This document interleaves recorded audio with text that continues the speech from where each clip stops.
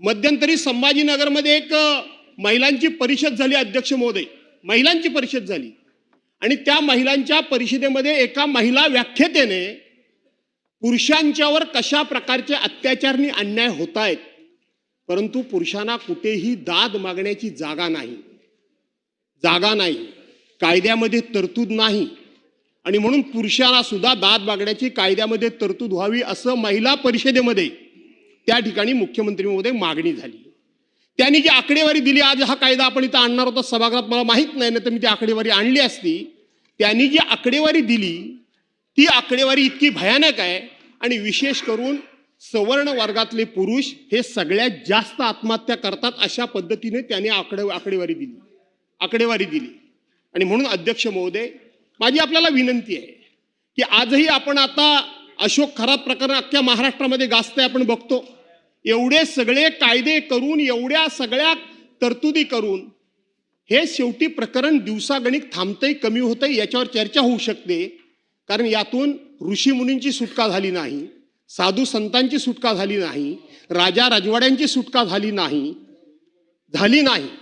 हे सगळंच फार परंपरेतून हे चालत आलं, त्याचं मी समर्थन करत नाही। पुन्हा एकदा मी सांगतो तुम्हाला, मी या कुठल्याही गोष्टीचं समर्थन मुख्यमंत्री महोदय करत नाही। अशोक खरातच्या बाबतीत सुद्धा मी माझं काल मत नोंदवलंय मुख्यमंत्री महोदय, आणि आपल्याला माहित आहे की माझी भूमिका ही नेहमी कुठल्याही पार्शली नसते, संपूर्णपणे सर्वसमावेशक असते। आणि म्हणून आपण असा देखील विचार करावा की पुरुषांना सुद्धा न्याय मागण्याची व्यवस्था व्हावी।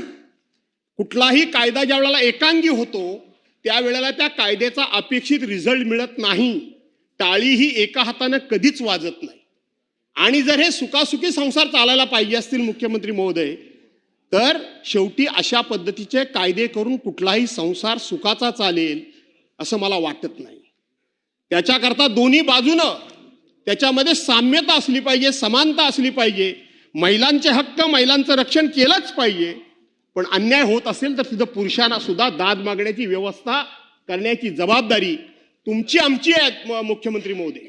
आणि म्हणून आज नाही, या कायद्यामध्ये तरतूद नाही, पण आपण स्वतंत्रपणे माझ्या भावनांचा आणि मी म्हणतो या गोष्टीचा कुठेतरी अभ्यास करणारी एखादी समिती नेमा आणि मग महिलांच्या हक्कांना आणि त्या कायद्याला धक्का न लागता पुरुषांना सुद्धा न्याय देण्याची व्यवस्था आपल्याला काही करता येईल का, हा विचार आपण करावा। हे अध्यक्ष महोदय मी सांगण्याकरता आलो।